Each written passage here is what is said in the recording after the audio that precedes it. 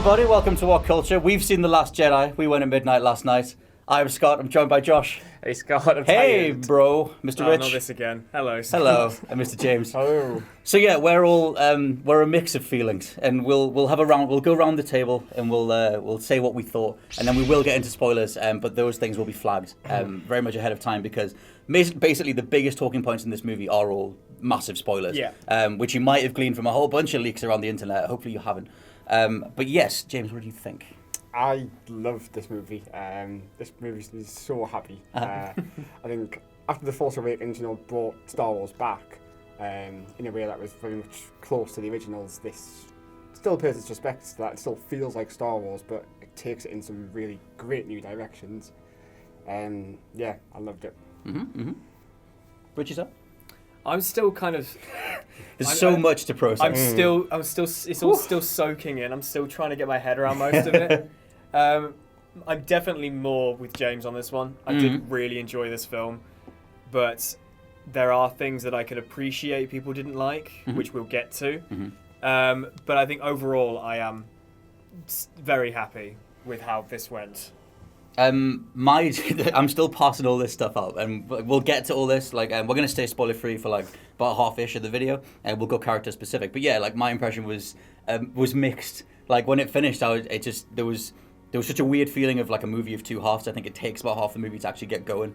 It sort of takes about half the movie before you realize what each person has to do. We knew Rey and Luke going in, but she was going to be training under Luke, and it was well, okay, what's the rest of the movie going to have? What are the rest of these characters going to be doing? And the movie's answer to that for me was so unsatisfying, and in a lot of spots it felt like it tread water.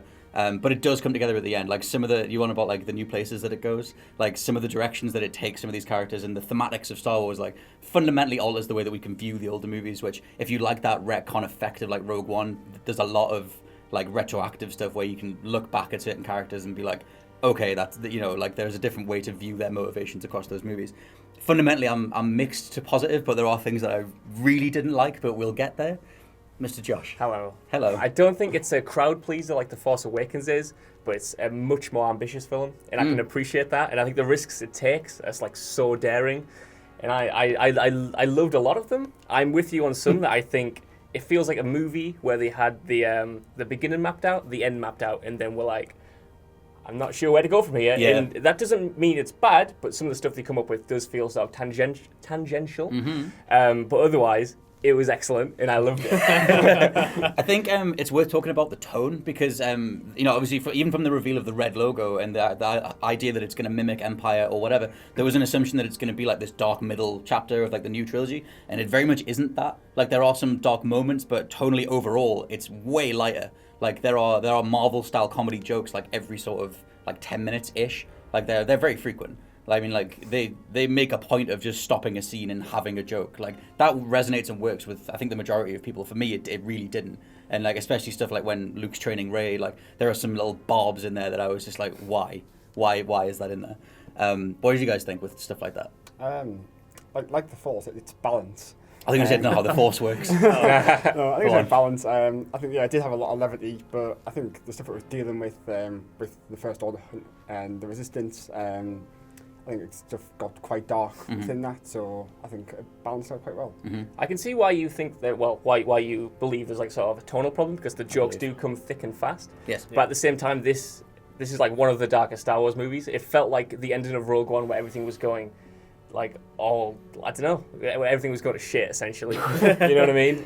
That sort of sense of, oh man, we're in this galactic war, we're on the back foot, what's going to happen? Which didn't quite mesh with the constant jokes, I'll give you that, but...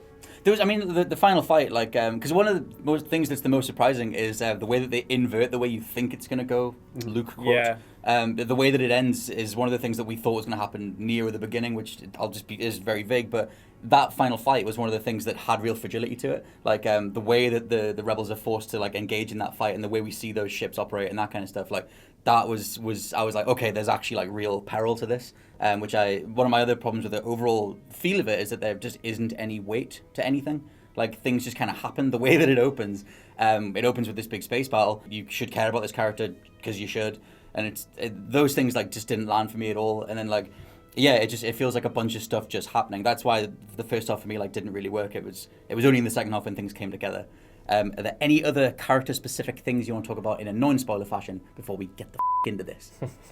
As you said, as you said, a lot of this is very, very spoiler-full. Yes. Annoyingly. I think you enjoy those spoilers. I think you can say like the return of Luke Skywalker to Star Wars. For me, that was one of the strongest parts of the movie. Yeah.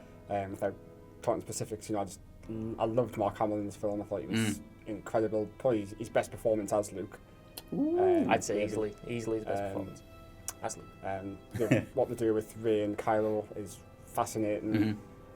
So there's some really great character work in this film. Yeah. I think most of the negatives come from action set pieces and certain tonal beats and things like that. But I think for the main characters, like that's what most people have said that they've praised, or most praise goes to Luke and Kylo and Rey.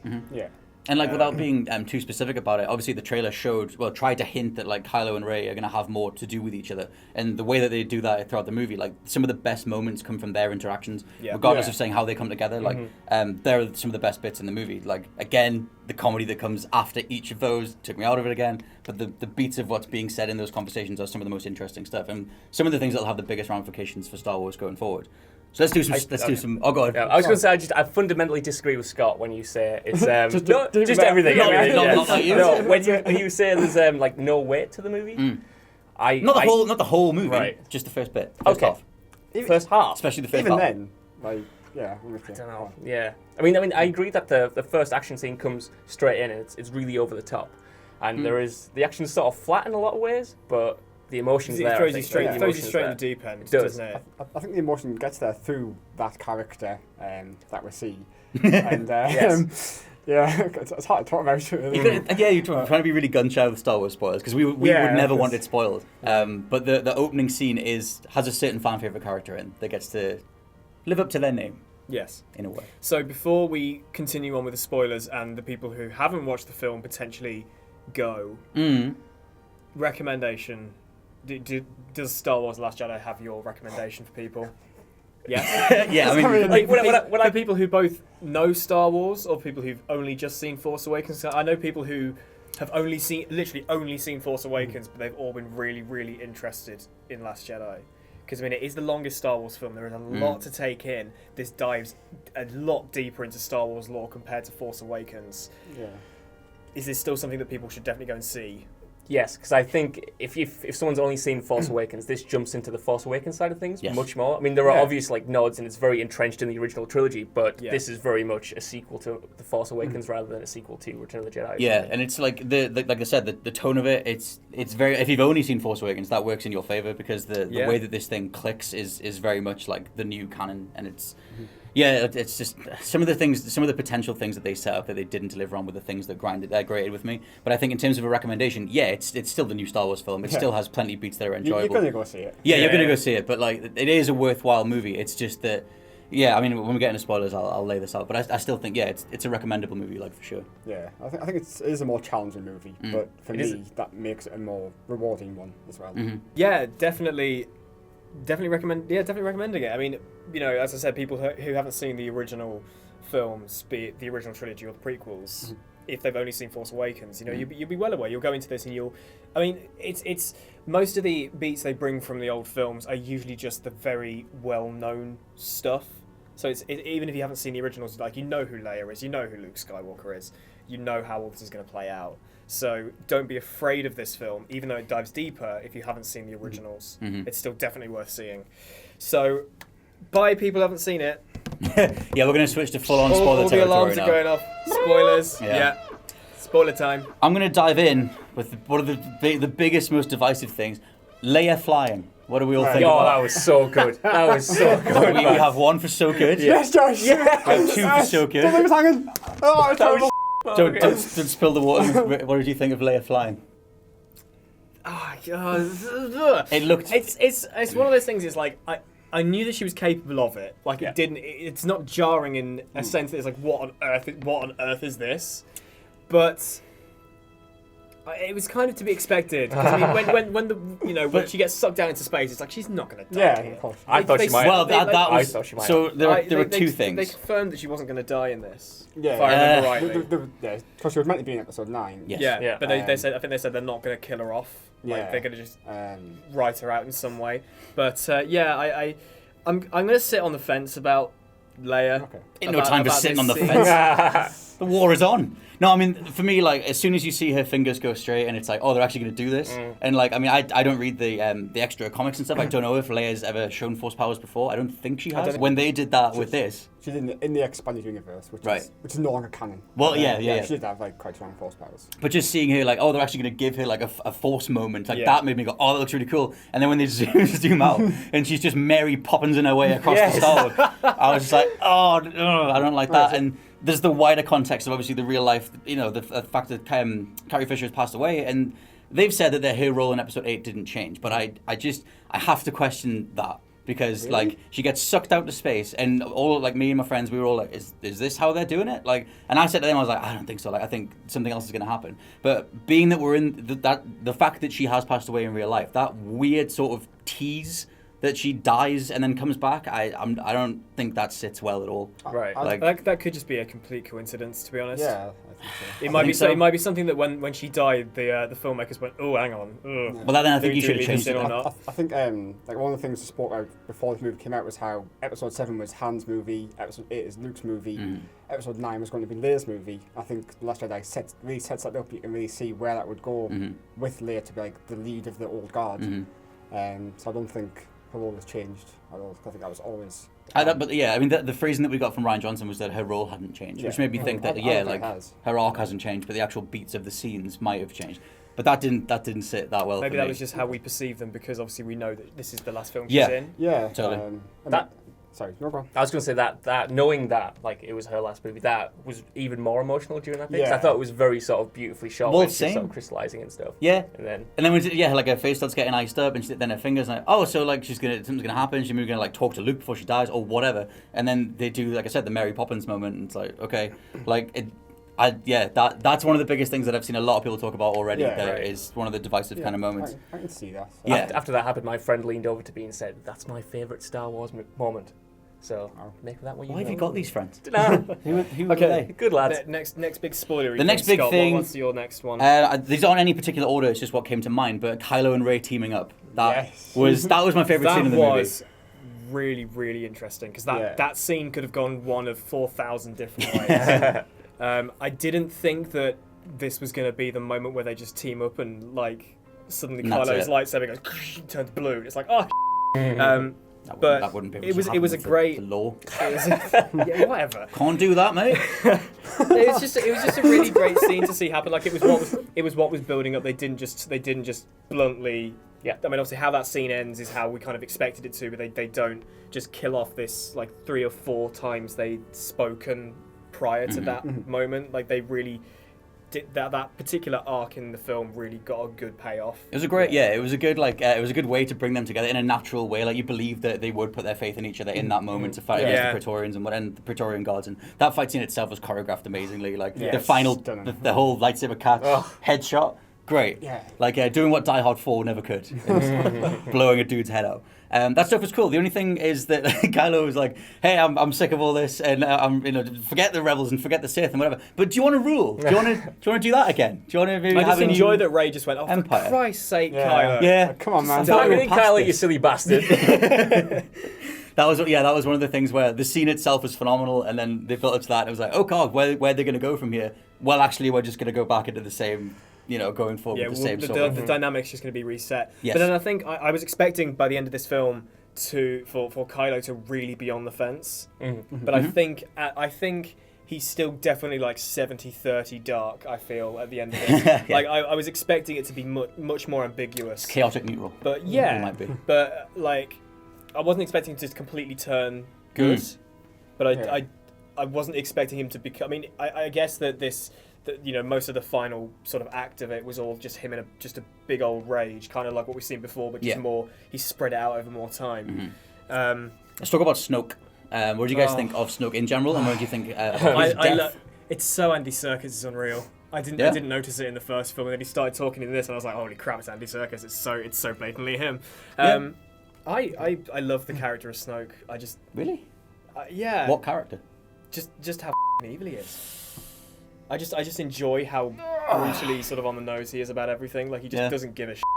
He just tells Rey and Kylo just how it is. Just like I thought this movie did a much better job of making him seem really menacing. Like when he's throwing around, he throws around Kylo at the beginning, or is it hooks? He throws around hooks at the beginning. When he throws around hooks, I was like, okay, we're going for this. Then. He's not just a guy on the screen. He's got like a real presence. And then I came to sort of fear him as the movie went on, which made that twist really surprising. But I'm not sure how I feel about it. Do you guys want to go? The twist is the one thing that was for me, like the reason that I rebelled against the character thing is because I think Snoke was the weakest thing in The Force Awakens next to the Rathars. I was just like, well, he's a big evil dude, that's it. And like that's fine, you can do big evil dudes, we've certainly had them before in Star Wars, but like it was just one of those things where everyone thought he was going to get more to him, and I like the subversion that he's not. They're just going to kill him off. And for me, as someone who never liked him, I was like, cool, thank God we'll get rid of him because we don't need him anyway. So I quite liked that they finished him off, and that led to the team up and whatever. I like his role more than his character because the scenes with him, I was like, that's a CG face, that's a CG face, that looks really bad. Like, I don't like Snoke. I thought you looked naff. I thought he was just gonna go. No, right. I thought he was in for the long haul. I thought he was like episode 9, right? Like, like the main villain and stuff. And I did not see that coming at all. I liked how it fit in with Luke's comments about hubris as well. Like he was talking about how the Jedi sort of their own downfall was their own hubris, and Snoke's downfall was his own hubris. Yes. Like when he's talking to Kylo, he's like, I know everything you're doing and stuff. He's like really over-egging it, and then Kylo's like, nah, man. Whatever. So that's one of the things that's worth pointing out is that they've brought in a lot of elements from Return. Like obviously Force Awakens was very much a New Hope, like, structurally, and there's a lot of things in this that, rhyme with Empire, but there's also scenes like the way that Snoke's talking to Kylo mimics the way that Palpatine talks to Vader, and the fact that Snoke is so distracted by Kylo killing Rey that he doesn't see the saber turning to kill him, like how Palpatine's so enamored with like electrocuting Luke and then doesn't see Vader changing or whatever. Like there are some elements that they bring across, which for me that makes episode 9 all the more interesting because we don't like in theory it's completely fertile ground. Like there are different ways for them to go that they don't have more scenes to just pick from anymore. I know this is contentious for you, but I like that scene mimicked Jedi and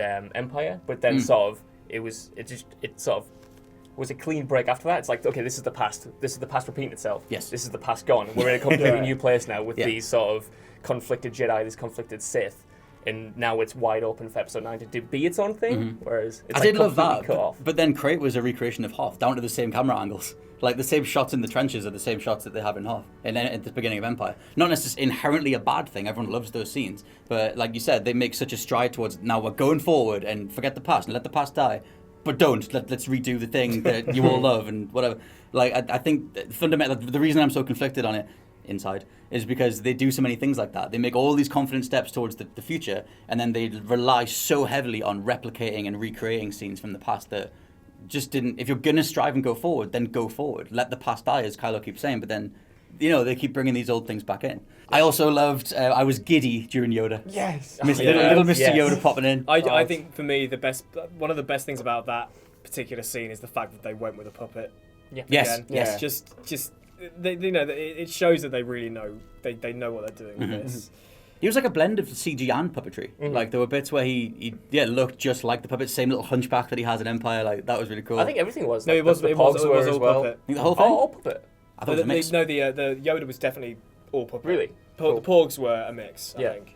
But the Yoda was definitely a puppet. I noticed even in the First Order's sort of AT-ATs, like they were sort of kind of stop motion. Like I love those old school they replicate the look of them when they do stuff like that. Just so it sit with how they looked before. But Yoda choosing to burn down all the old scrolls and all the old Jedi stuff. He's just that powerful. He just goes and lightning bolt and laughs about it. He's just like, even as a ghost, he is that powerful. It's as a quick aside. All those little Jedi books were in the Falcon at the end. Yes, I noticed that when Rey smuggled them on there. I don't know. Silence fills the room. Because we don't see Luke actually going to the temple at the end. So I assume when Rey went, she just took the books with her. Yeah. Fan theories to come, but I've seen someone online talking about how Yoda prevented Luke from going in by burning the tree, and somehow he helped Rey put the books on the Falcon to start the new Jedi Order or whatever. Kind of goes against the whole point of that scene, but maybe. But Luke gets bonked in the head by Yoda. So Yeah, Force ghosts have physical 10 out of 10. power now. There's also the biggest thing near the end, which is like Luke appearing on Crate and having his fight against Kylo. We could talk about Luke in general. I kind of wanted him to actually have a lightsaber fight, being that some of us assumed it was going to be in Force Awakens, and then we hoped it was going to be in this one. We still don't get a Luke lightsaber fight. No. We get dodging, which looked gorgeous. The way it was shot and everything was stunning. Yeah. But then obviously the big twist is that he's actually a Force projection from Ahch-To, and Luke himself is just beaming himself in. Yeah. And that was like another massive twist. I love how Luke makes himself like look younger. Yes. Yeah. That was the thing that threw me off when he walks in, and I was like, but you look like the vision of yourself. Yeah. Oh, I bet you're a projection. And I didn't like lead with it in my head. I was like, I'll just watch the scene unfold. Yeah, but with it. Yeah. Yeah. And then it was like, well, yeah, okay. I was like, where did you come from? Why do you look different? Yeah. And I didn't even click. And How did you get in? Okay, yeah, fair enough. I just thought it was the standard, I'm going to come back and fight, therefore I'll give myself a quick trim. That's That's what I assumed. I kind of thought he was going to walk in and just like decimate all the First Order AT-ATs. I was We don't know how powerful really he's become. hoping when the AT-ATs were shot at him, he was going to do a Kylo at the beginning of Force Awakens. He'd just be there, like he's got all of these, and then, all like, of these fire them beams, back. and he just goes whoosh, That and was just destroys everything. in one Sort of go. like, not an aside, but there was a lack of Force powers in this film. I thought there's not. We didn't see Kylo do much except from choke hooks at the end, which was so satisfying. Snoke. Snoke That's did true, all that that's stuff. true, yeah, fair That was enough, fair obviously enough. tearing apart the lightsaber as well. Yeah, Really like torturing. yeah. but- Okay, I take that back. There are so many powers. I'm very tired.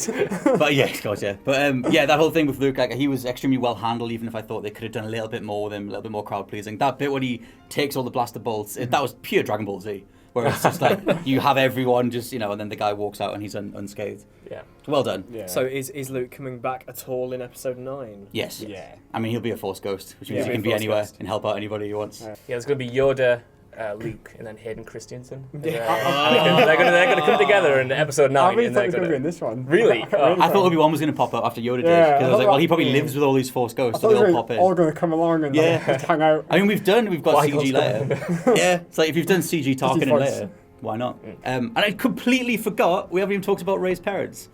Maybe because there's nothing to talk about. Whoa. Well, Well, So first off, what were your thoughts? Good or bad? Yes or no on what was good said? for me. Because I like her being a complete nobody, which is kind of what I thought anyway. I mean, the internet's run wild with everything from Jar Jar to Palpatine to whatever.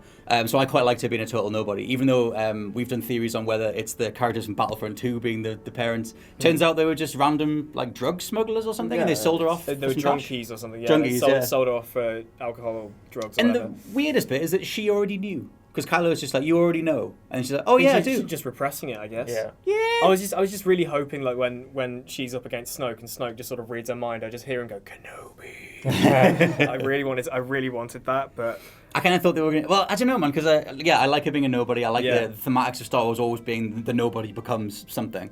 And now, is a good way to go. But at the same time, it was one of those other things where they were just casting it aside. Just like, oh, the thing that you invested 2 years into? Nah.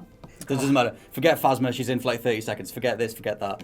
Like, those were the things that overall kept sticking out to me. Again, it's sort of fitting with that thing that Luke said about the Jedi, about hubris and like myth and sort of lineage and stuff, and that just completely breaks it. It's like, well, if Rey can be a Jedi, it fits perfectly in with the end where that little kid sort of does the force push with the broom. It's like, if Rey can do it, this guy can do it. There's still hope out there. It's not just tied to this one family. Yeah. I kind of cringed at that in a bit. Mate. It's just, what, is Spielberg doing this? Like, what, is just a random child again? That end was like so perfect. When he for the force grabs franchise. I like when he force grabs the broom. Like, That's a cool little It's hint. just like that kid is like, it's Luke looking at the sunset, it's Rey on Ahch-To, it's Do you know- every Star Wars fan who grew up with the trilogy. Yes, Like- James. I'm getting shivers, man. Sorry. Right. Do you know what we Yeah, don't need? I You know thought what it was perfect. Star Wars doesn't need? Kids. Ever. We don't need them. They sucked in this and they ruin everything. Hell, all right, coarse, Order rough and 66, irritating, geez. and they get everywhere. I hate them. All the younglings. Anyway, so basically they're all the major plot points. The ending leaves our characters in some pretty interesting places, especially moralistically and thematically. yeah. Yeah, I have no idea where episode 9 is going to go. No. So interesting. So final thoughts. What would be your sort of best moment? What was your favourite moment of this film? Hard. You go round the table. Just go around the table. Your favourite moments. I mean, I'll kick things off because I know Go what on. mine is. Mine is not so much a story thing, it was more a visuals thing. It was the one point in the film where I just sat there with my mouth open, which is the point when Admiral Holdo lights warp speeds into the ships, and you see the visuals of it, dead silence, splitting apart. Like, I was just sat there like, oh, this is so cool. Guy behind me opened a bag of sweets then. That was good. That was, nice. I don't know, it's just some visuals I wouldn't expect from Star Wars. Absolutely stunning. Oh, I've got mine. Okay. Let's go first. Okay. Mine was Luke and Leia reuniting. Yeah. Yes. That was like the bit of the film that made me cry. Yeah. Do you think it's well done. Do you think Leia realised that wasn't really him? Do you think she worked out? Apparently not. The projection. What are those dice, by the way? They're just the dice. They're the dice that hang on the Falcon. They've been there like all the way through. Yeah, I thought it was just some random. But then they prop. disappeared in Kylo's hand. Yes, because it's part of his projection. Thought so. But that was the thing where I was like, you're putting a lot of weight on this, lots of close-ups, and I was like, I really should remember what these are. But like, yeah. Yes, my personal thing was just Yoda turning up. Because I love the way I've always loved that puppet. I love the bit when he whacks the crap out of R2 and everything. So any old school Muppety type stuff I'm all up for. And he's got his little hunch and it's just great. And he burns the Jedi down and he says some prolific stuff. It's just Yoda. You can see the plasticky stretchiness of his face. Yeah, it's just good. great. It's very authentic. Josh? Go on. I think mine is Luke, just before he disappears, looking at the twin suns. Oh, yeah. The way it cuts around everyone, the way everyone's reacting. And that was another thing. What the hell was that thing in the sun? There was like a speck, like a dot in the sun. Definitely a ship. Like a vehicle. Something heading. But I think you've got a theory on this? Well, I mean, it didn't turn out to be true, but when I first saw the spec, I thought, oh no, it's like a Star Destroyer coming for him. It's going to like blow the island up he's on. He's just got away and now he's just... Maybe. I mean, yeah. I think it was though. That death was weird, man. That was just like, I guess we should have something else. Well, that could have been him leaving. What if he's projecting? Watching himself leave. Maybe. It's one of those things that obviously we're going to agonise over for the next couple of years. We're gonna do. As Star Wars are wont to do. Yeah. But either way, yeah, I mean, it's a recommendable movie. You guys are all way more positive on it than me. We'll see how we go forward. Go watch it again. Should we do a star rating? Yes, we should definitely do Star Destroyer rating. That would be Star Destroyer my rating is how many out of 5 Star Destroyers? I personally would say 4.5. I was going to go 4.5 to a solid, very solid 4, but probably 4.5. Yeah? Yeah. 5. 5? It's 3.5 for me. Ooh. Sorry. I just can't. I can only be honest, as I always am. And there were too many things that I didn't like in this. The high moments are high, but man, the low, the comedy, the complete waste of a whole bunch of plot points, all that stuff really was so noticeable in the moment, and yeah, it dragged it down for me. Well, but it's recommendable and it's Star Wars. Tell us in the comments why Scott's completely wrong. Yeah, there'll be a lot of that, so it's good. But yes, let us know in the comments what you think. Hopefully you've seen The Last Jedi and haven't been spoiled. If not, pop back when you have seen it. I've been Scott from Whatculture.com. I've been James from Whatculture.com. I've been Rich from Whatculture.com. I've been Josh from Whatculture.com. And we'll see you soon. Hey guys, thanks for watching the video. Don't forget to subscribe below, and if you're looking for more content like this, then try a few things that are floating about around my ears. It might be fun. I can't promise it though, but it might be.